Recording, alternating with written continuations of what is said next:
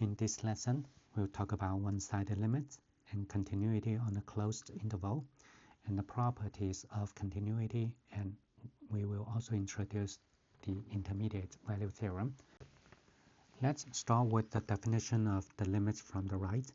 So basically that means when x is approaching the c from the right side, those are the values greater than c. Now we are going to denote these limits from the right as the limit x approaching c. Well, there's a superscript positive sign that's just telling us that's approaching c from the right. F of x is equal to L. The limits from the left, or the left-hand limits, similarly, that's when x is approaching c from the left. Those are the values less than c. So the notation is we are going to use a superscript negative sign to represent x is approaching c from the left. And it is read limit f of x approaching c from the left. If it exists, then we are going to say it's equal to some number L. Now let's use the following graph to do a little practice. So this is the graph that we looked at in the last lesson. So here we want to find the limit f of x when x is approaching 3, the superscript is positive. Now the positive means it's coming from the right side. Those are the values greater than 3. So therefore we are going to look at the x value approaching 3 from the right side and trace the f. So it's approaching 1. And this is x approaching 3 from the left. So this is a left-hand limit. So we're going to look at x value approaching 3 from the left, which will trace this part of the graph. So it's approaching 2, right? Approaching 2. And what is the limit of f of x when x is approaching 3? And you can see that because when x is approaching 3 from the left and right, they're approaching the f of x approaching different values. There's no fixed value. F of x is approaching when x is approaching 3. Therefore, the limit doesn't exist, right? Does not exist. All right, let's introduce a function which is called we call it floor function. So for any real number, the floor function, and we also call it the greatest integer function, and it is denoted by like some kind of brackets for this x.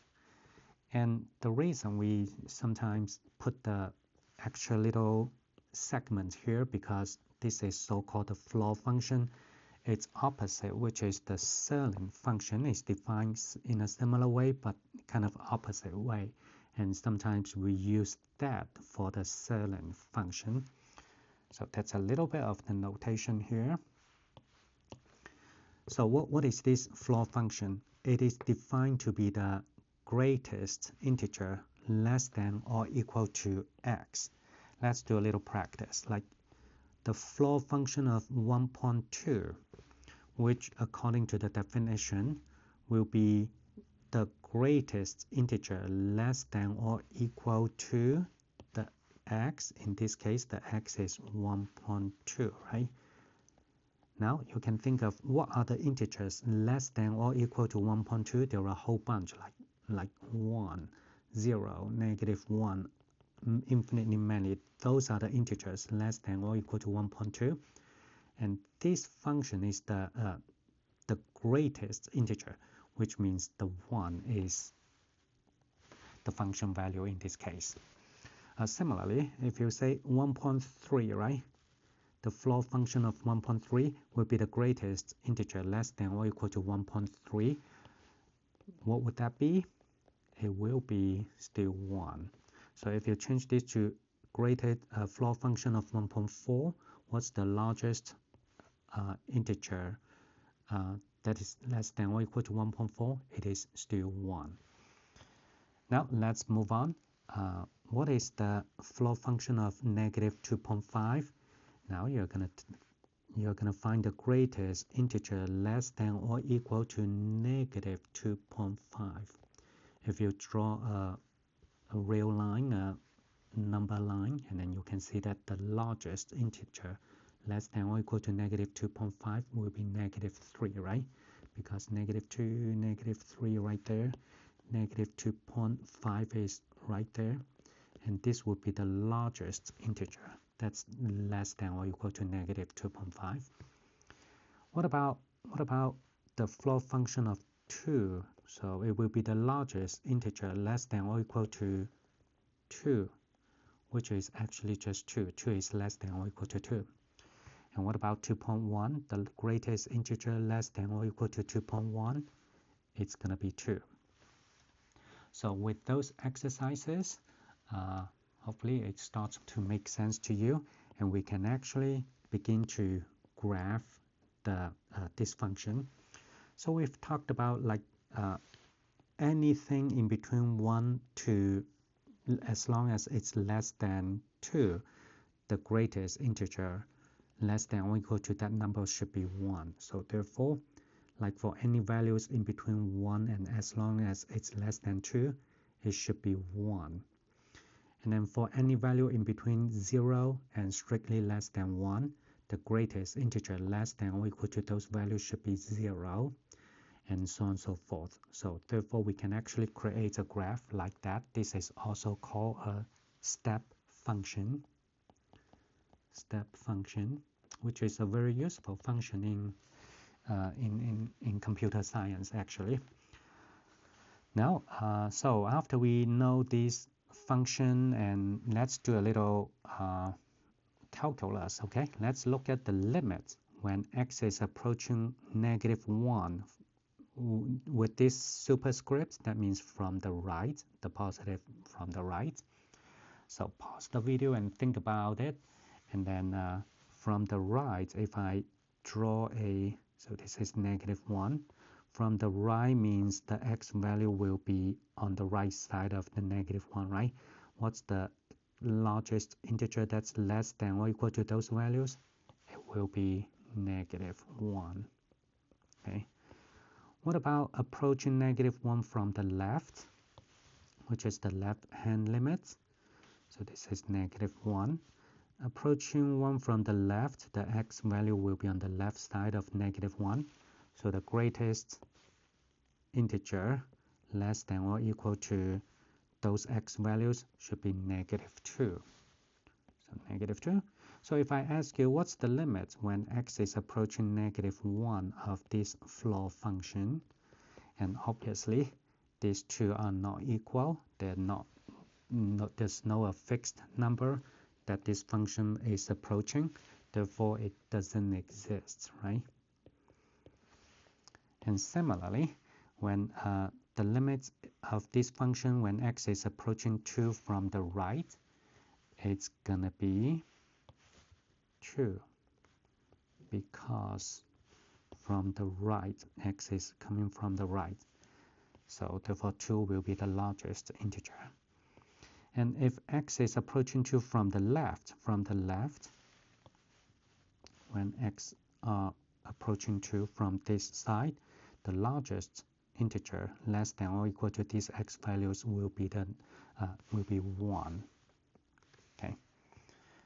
So you've got some ideas on working with the limits on those integer when c's are integer. And what if x approaching 2.3, which is not an integer of this function? And so now 2.3 is somewhere here, and this is 2, suppose. And 2.3 from the right, and the largest integer less than or equal to those x values will be these 2. So therefore it's going to be 2. And approaching 2.3 from the left, it really doesn't matter, right? Still the largest integer that's less than or equal to those values will be still 2. Now we can see that actually the limits when x is approaching 2.3 exists, and it's equal to 2.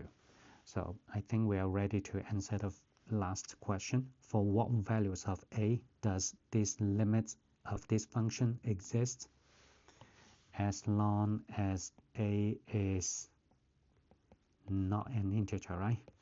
Not an integer, then it should exist. And actually when that happens, it's just equal to the value less to the level of this the integer less than or equal to this a.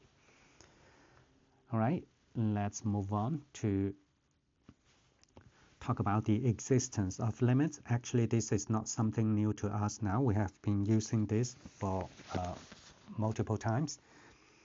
Let f be a function, let c and l be real numbers. The limits of f of x as x approaches c is L if and only if the left-hand limit is equal to the right-hand limit is equal to L. This basically follows directly from the definition of one-sided limits. Now, I think the concept of the one-sided limit allows us to extend the definition of continuity to closed interval, and a function f is continuous on the closed interval from a to b when f of f is continuous on the open interval ab, and the right-hand limit at a is equal to f of a, and the left-hand limit at b is equal to f of b. We also say f of x is continuous from the right at a and continuous from the left at b. Well, this makes sense actually. If you look at the a here, b here, when we say continuous at this boundary point, its f is approaching a from the right. That's why we call it the f of x is continuous from the right at this point a and continuous from the left at this point b. All right, let's discuss the following, the continuity of the following function. First of all, the domain of this function, it's not too hard to see that x is in between -1 and 1, including the boundary points, right? So the domain actually is -1 to 1. And for any value inside this interval, so I'm going to say for any value c, as long as c is from this inside of this interval, -1 to 1, the limit x approaching any value c inside this interval, f of x, well, I'm going to replace this f of x with square root of 1 minus x squared, right?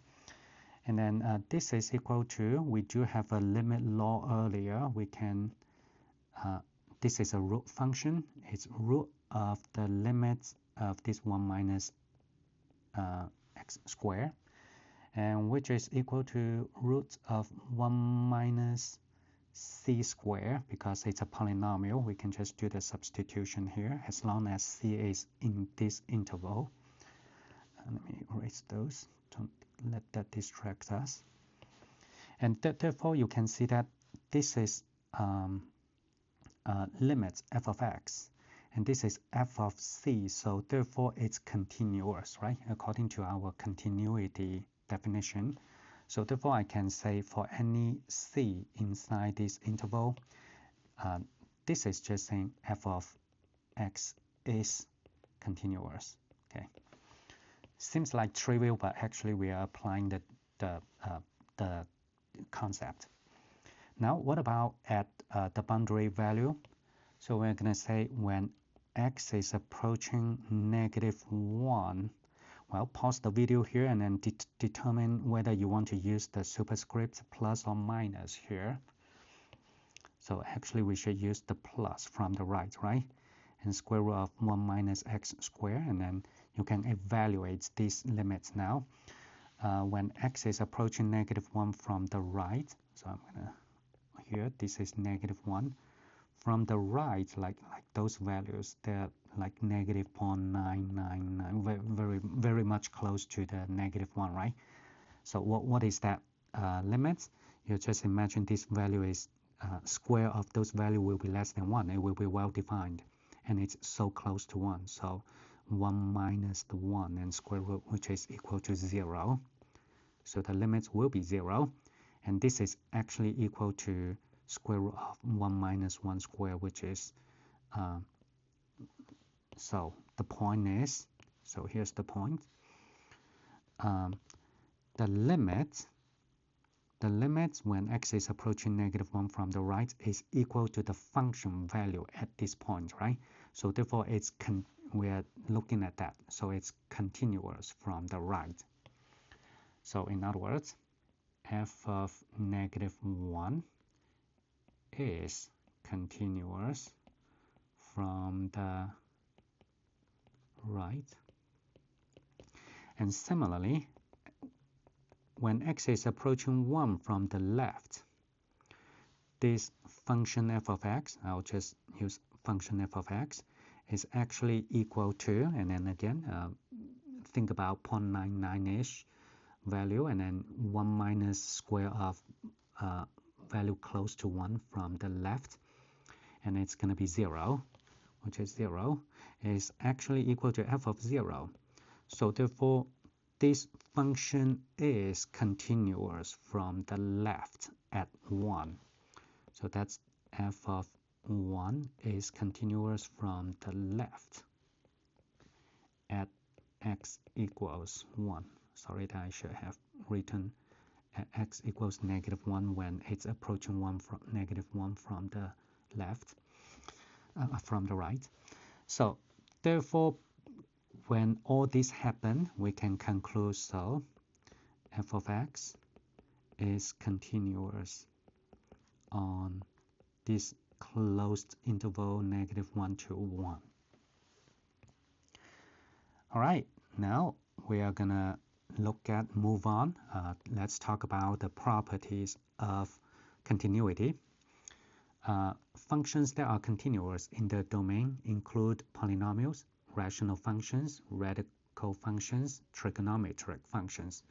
And this happens for all these functions when C is in the domain of these functions.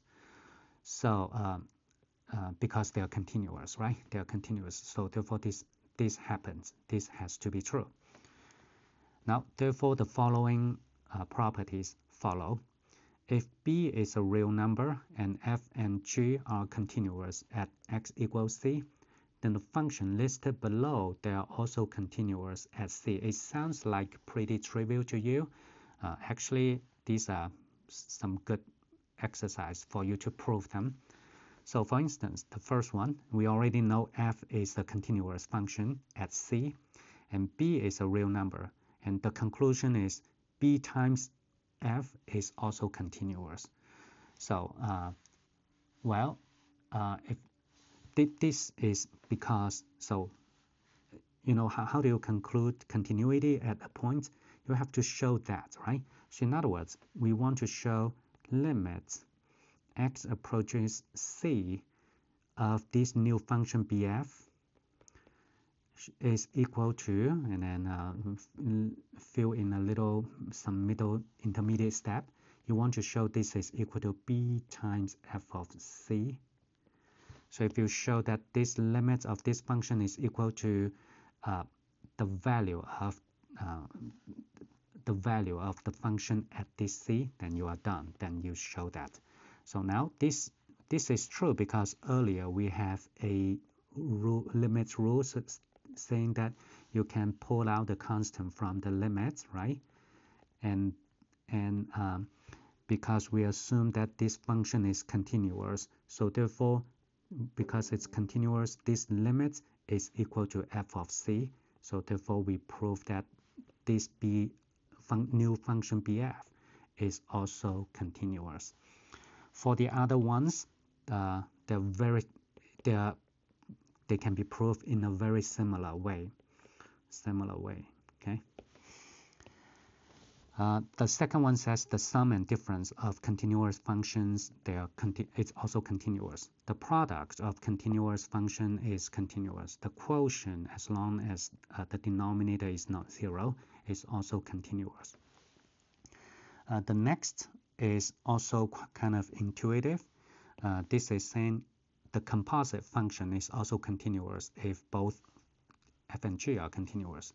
So this is saying if g is continuous at c and f is continuous at g of c, then the composite function given by f circle of g, f circle g of x, which is that, is also continuous at c. This is also, it follows directly from one of the limit law that we studied earlier. So basically what you want to prove is the limits x approaching c, f of g of x. You want to show that the result is f of g of c. If you can show that, that means this is continuous, right? And this is true because earlier we say when we evaluate composite, the limits of composite function, it is equal to f of the limit of the inner function. And we already know g is continuous at c. Because it's continuous at c, we can plug in c, which is f of g of c, which is what we want. So by looking at here and here, we can conclude that the result, this f of g, is also continuous. Now let's apply those, what we just talked about, to the following. Let's describe the intervals on which the function is continuous. So what that means is, because we already know that these functions are continuous in its domain, basically we just need to find the domain, and over the domain will be the intervals on which they are continuous, right? So therefore we know that tangent x is a function that's continuous on its domain. So therefore we just need to find the domain that will be the intervals that this tangent x is continuous. And we do know the tangent x is undefined when x is equal to, and then if you're familiar with the tangent x, there are vertical asymptotes at like pi over 2, negative pi over 2, and then the period is pi. So when you add another pi to those values, you get the values that tangent x is undefined. So therefore it should be pi over 2 plus multiples of pi, okay, where this n is some integer, arbitrary integer. So therefore, so tangent x is continuous on all the other the intervals that do not contain these points. So it can just list a few. The middle three, negative 3 pi over 2 to negative pi over 2. That's this interval. And the center interval will be negative pi over 2 to pi over 2. And then you just keep adding the pi to those boundary points. So pi over 2 to 3 pi over 2, and so on and so forth. So infinite in many intervals. Now let's look at the next one. This is something very interesting, this function. The domain, let's take a look at the domain. Domain, the top piece is x not equal to 0. The bottom one is x equal to 0. Seems like domain is all real numbers, right? Now, however, take a look at the, first of all, look at when x is not equal to 0. 1 over x is continuous when x is not equal to 0.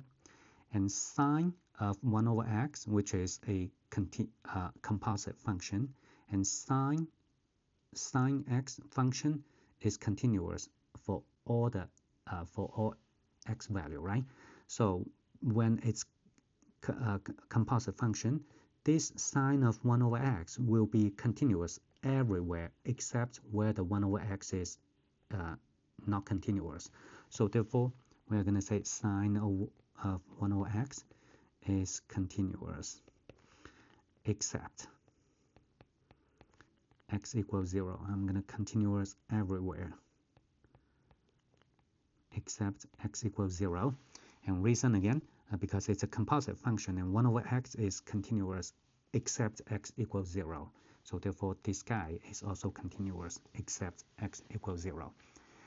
Now, let's see if it's continuous at 0. Therefore, we have to check the limits of sine over x, right? 1 over x.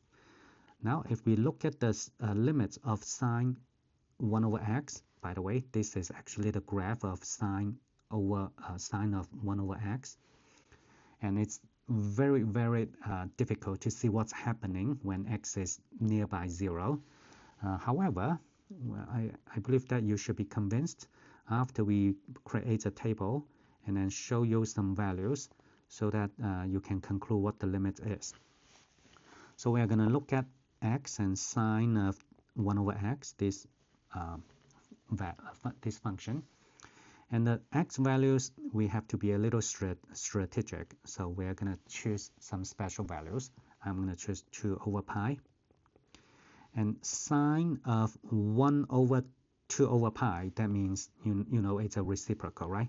It's going to be equal to sine of 1 over the 2 over pi. That means sine of pi over 2, and which is equal to 1. And the next value that we are going to choose will be 2 over 3 pi. And sine of 1 over the 2 over 3 pi, which will be sine of 3 pi over 2, it's equal to -1. Okay, and now I'm going to choose another value that's even closer to 0 because we are looking at the x values that are approaching 0. We want to look at the limits when x is approaching 0. So 2 over 5 pi, which is closer to 0 now. Sine of 5 pi over 2, which is actually equal to 1. And you can see the pattern. I'll keep choosing those values. 2 over 7 pi further closer to 0, right? And this will be -1 and so on and so forth. And you can see that there's no fixed number that this function is approaching when x is approaching 0 from the right side.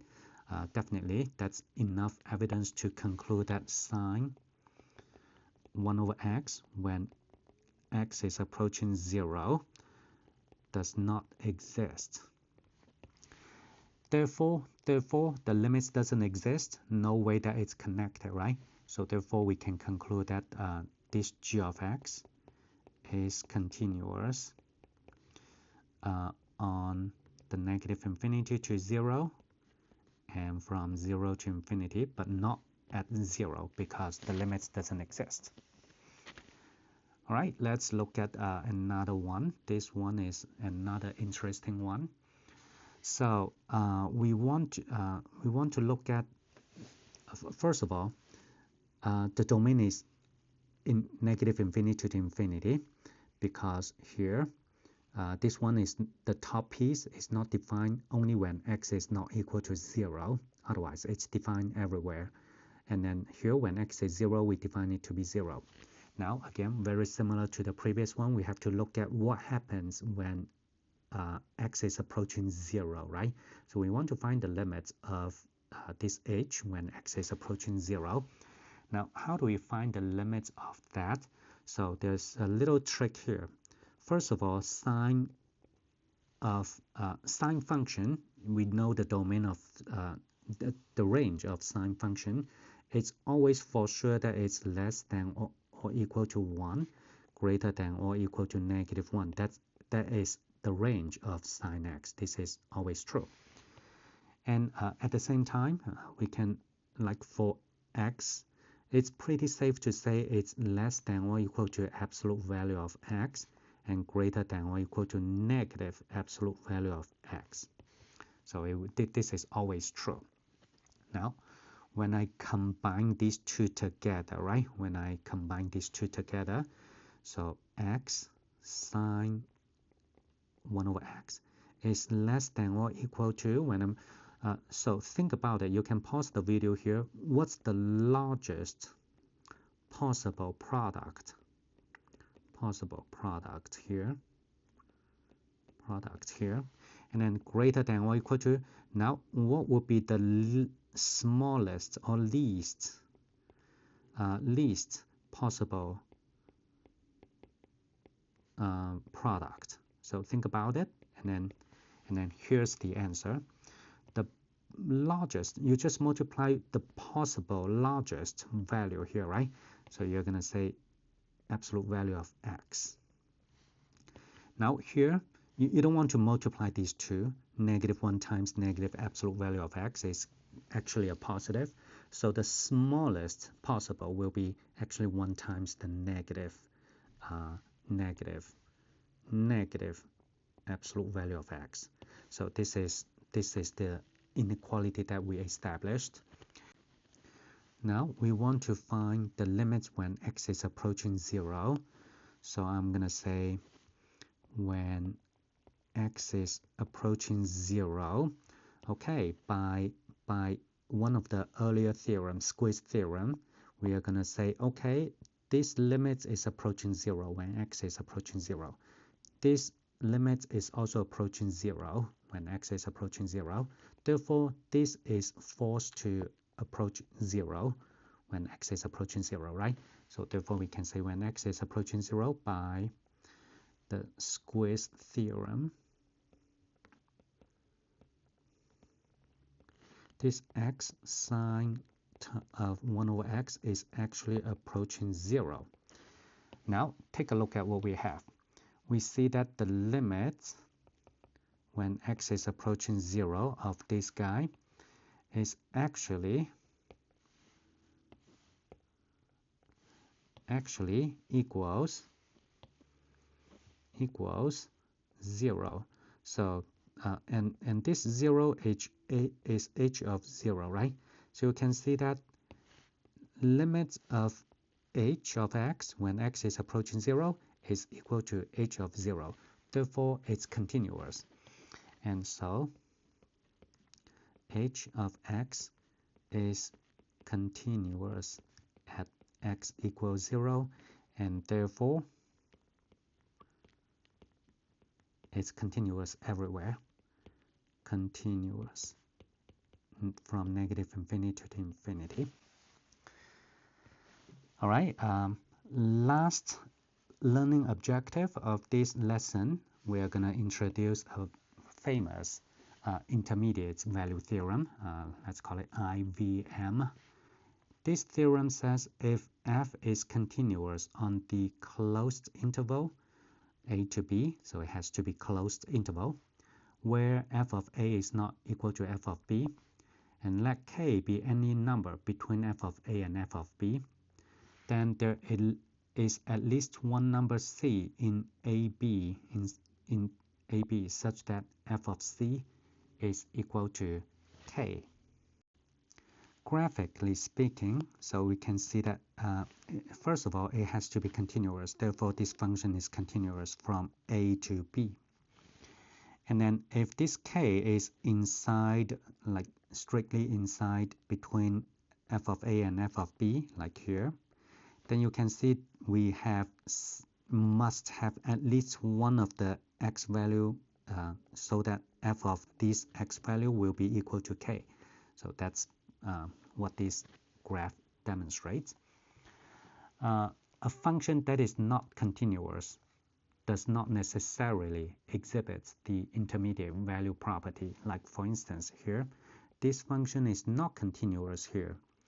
So if you happen to have a k value in between a and b, where when you draw a horizontal line, it doesn't intersect this function value. In this case, there's no such c exists, right? So just be careful. This function, this theorem only applies when it is continuous on this closed interval. Now, let's see how we can actually use this intermediate value theorem. Intermediate value theorem is useful to locate a root. In this problem, let's say f of x is 4x cubed minus 6x squared plus 3x minus 2. Let's show that there is a root of this equation, f of x equals 0, and the root is in between 1 and 2, using the intermediate value theorem. So first of all, we have to make sure that the requirement is met so that we can apply this theorem.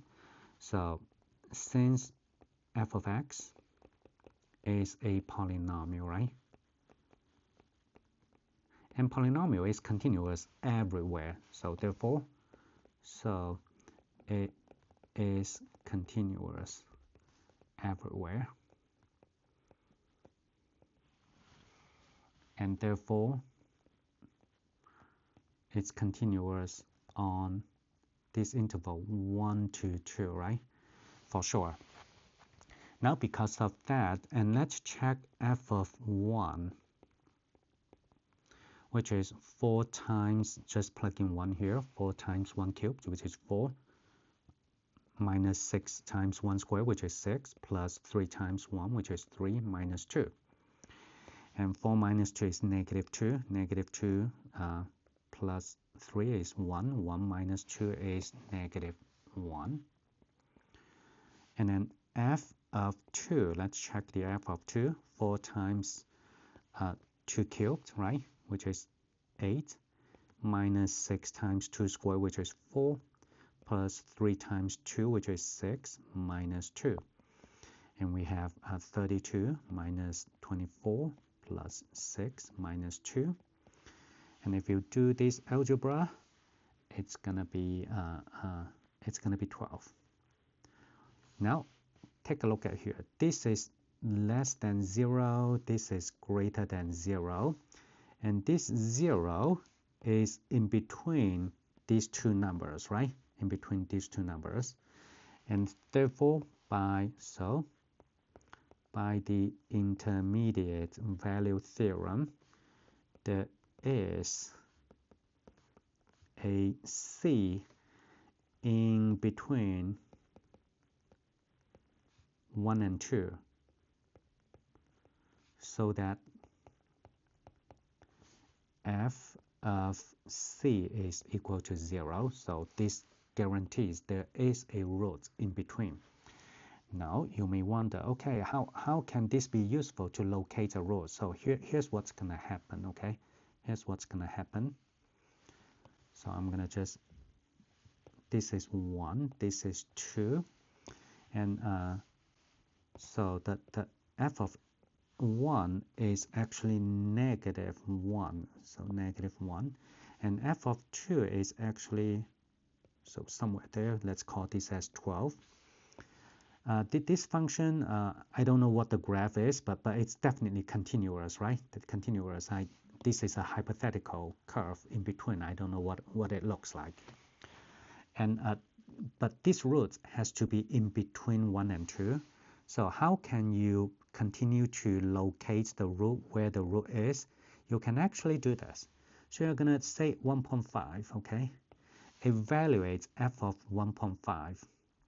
If f of 1.5 is positive, then you're pretty sure the root is in between 1 and 1.5. If, okay, just hypothetical again, hypothetical, let me erase.